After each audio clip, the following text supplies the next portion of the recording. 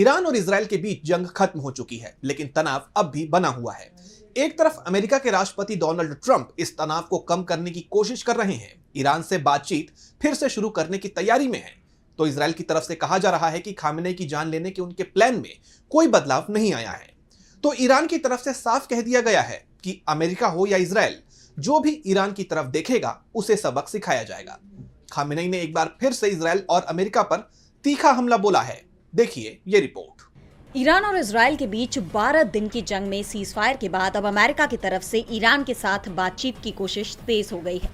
अमेरिकी media house CNN की तरफ से दावा किया गया है कि ट्रंप सरकार ईरान को नागरिक परमाणु कार्यक्रम बनाने के लिए $30 बिलियन तक की मदद करने के साथ उस पर लगे आर्थिक प्रतिबंध हटाने तक की रणनीति पर विचार कर रही है। अमेरिका चाहता है कि ईरान न्यूक्लियर डील के लिए तैयार हो जाए, लेकिन ईरान ने साफ कर दिया है कि अब बातचीत नहीं होगी, सिर्फ सीजफायर हुआ है। इस बीच इजराइल ने दावा किया है कि उसके एजेंट्स अभी भी ईरान में हैं और खामेनेई को मारने के प्लान पर कायम है, और इसी के चलते खामेनेई अभी भी गुप्त स्थान पर है। लेकिन उन्होंने साफ कर दिया है कि वो इजराइल और अमेरिका के आगे नहीं झुकेंगे।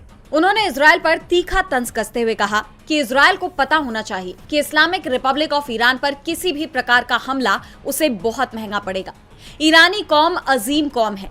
ईरान एक ताकतवर और प्राचीन सभ्यता वाला मुल्क है। हमारी कल्चरल और सिविलाइजेशनल पूंजी अमेरिका और उस जैसे मुल्कों से सैकड़ों गुना ज्यादा है। कोई ये उम्मीद रखे कि ईरान किसी दूसरे मुल्क के आगे सर झुकाएगा तो ये ऐसी बेहुदा बात है जिस पर अक्लमंद लोग हंसेंगे।